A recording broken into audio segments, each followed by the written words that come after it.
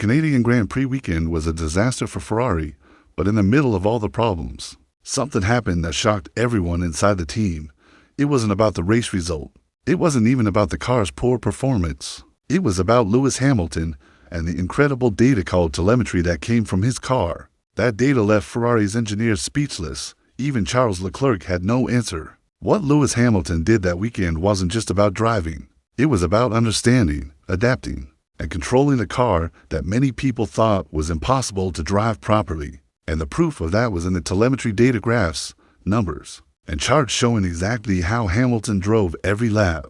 And when that data was compared to Leclerc's, the difference was shocking. Ferrari came to Montreal with high hopes. They had brought some upgrades to the SF5. They were aiming to fight for a podium and possibly a win, but things quickly went wrong. Charles Leclerc had an engine problem and was forced to retire from the race. The team was frustrated, the fans were disappointed, but through all of that, Lewis Hamilton stayed calm and focused. From the first practice to the final lap of the race, Hamilton was learning everything about the car. He wasn't complaining. He wasn't asking for big setup changes. He was adjusting his driving style instead. And when the engineers looked at his telemetry, they were stunned. Hamilton was driving the SF25 in a way no one else on the team had tried. His brake and throttle inputs were smooth and perfectly timed. His steering movements were controlled and precise. And most importantly, he was managing the car's biggest problem, rear instability, without needing any technical changes. Ferrari had spent weeks trying to fix that problem with mechanical upgrades, aerodynamic parts, and even software changes, but Hamilton had found a solution just by changing the way he drove. According to the telemetry, in medium speed corners, where Leclerc would accelerate early and lose grip, Hamilton was more gentle with the throttle. He would wait a little longer and apply the power gradually, keeping the car balanced. His steering data showed that he didn't fight the car. He worked with it. He made small corrections at the right time, and that kept the SF5 stable. This wasn't luck. This was pure skill, years of experience, deep understanding of car behavior, and the ability to adapt instantly. The engineers were so surprised, because Hamilton's data looked nothing like Leclerc's. Leclerc is fast, no doubt about it, but his inputs were more aggressive. He braked earlier, used the throttle faster, and had to correct the steering more often. That meant he was fighting the car, while Hamilton was flowing with it. Even tire wear told the same story. Montreal is a tough track for rear tires. Many drivers struggle with overheating, but Hamilton's tire temperature stayed in the perfect window, lap after lap. He kept the tires under control, and the reason was clear in the telemetry. His driving was smooth, balanced, and intelligent. The radio messages during the race also showed Hamilton's value. He gave clear feedback after every stint. He explained how the car was changing, how the wind was affecting grip, and how each tire compound felt. His messages were so detailed that the engineers said they learned more from Hamilton's voice than from their entire simulator data.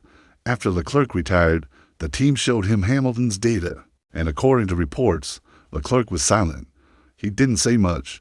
Maybe he was surprised. Maybe he realized that Hamilton was doing something special, something the rest of the team hadn't even thought of. This moment started a serious discussion inside Ferrari. Maybe the car didn't need big upgrades. Maybe it just needed a driver who could understand it better. That was a hard truth to accept for a team that spends millions on development. But Hamilton showed that sometimes the solution isn't in the factory, it's in the driver's hands.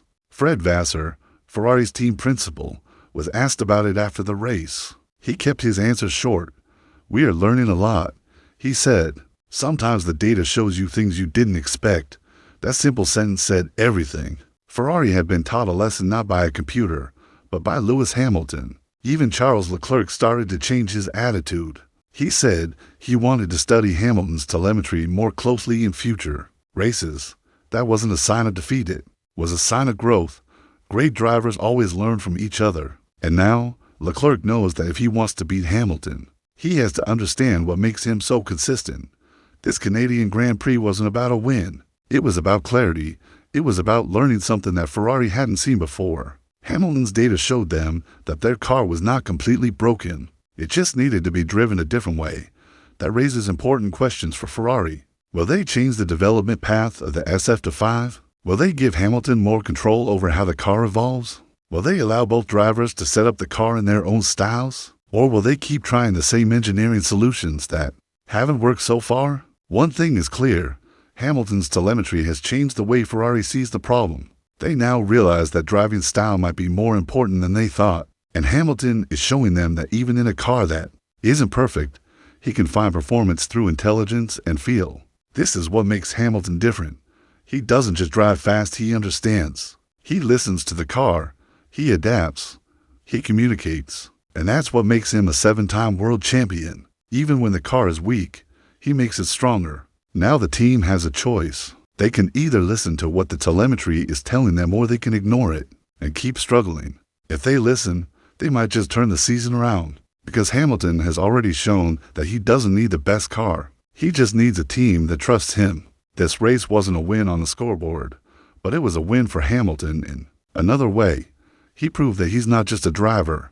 He's a teacher, a leader, and a thinker. And Ferrari would be smart to follow his lead. What happens next will be very interesting. Will Ferrari take the lessons from Canada and apply them? Will they let Hamilton lead development from the cockpit? Will Leclerc and Hamilton work together more closely now that they understand each other better? Time will tell. But one thing is certain. Hamilton's telemetry in Canada was not just data, it was a message. A message that said, I understand this car. Let me show you the way. After the Canadian Grand Prix, the data analysis at Ferrari became even more intense. The engineers spent hours reviewing Hamilton's telemetry, comparing it sector by sector, lap by lap, against both Leclerc and other drivers on the grid. And what they found kept confirming the same truth. Hamilton had figured something out that no one else had. Even in sectors where Ferrari had been struggling all season, Hamilton managed to keep the car within optimal grip levels. On the straights, he lost a bit of speed due to drag, but in the corners, especially the medium-speed chicanes, he was gaining it all back. The way he approached the apex, the way he modulated the throttle on exit, and how he avoided sudden inputs, all of it created a kind of harmony between driver and machine. That's why the engineers described his telemetry as almost surgical. Every movement had a purpose. Every reaction was controlled, and perhaps most impressively, he did it all without asking for major setup changes, while Leclerc had been chasing changes to the rear wing, suspension stiffness, and ride height. Hamilton had simply adjusted the way he drove, and it wasn't just about pace. Hamilton's consistency throughout the race was remarkable. Lap after lap, the tire temperatures remained balanced. The energy deployment from the hybrid system was smooth. There were no unexpected spikes in power, no overheating, and no wild steering corrections. The data almost looked like it came from a simulator, clean, stable, and ideal. The Ferrari garage couldn't believe it.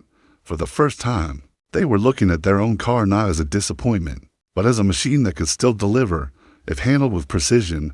Behind the scenes, Hamilton's performance started changing minds. Senior figures in the team, including technical director Enrico Cardile and several lead engineers, started rethinking the SF25's development direction.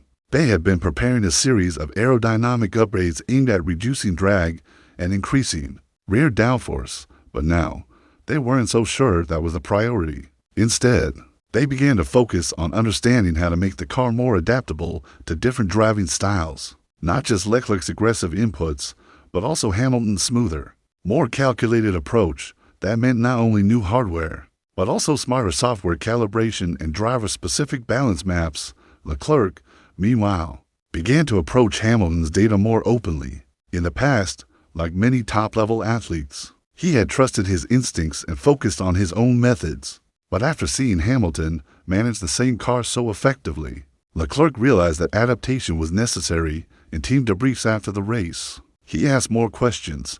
He wanted to know why Hamilton chose different braking points, or why he delayed throttle in certain corners. This was not about copying Hamilton. It was about learning, and this shift in attitude might be just what Ferrari needs. Because if both drivers start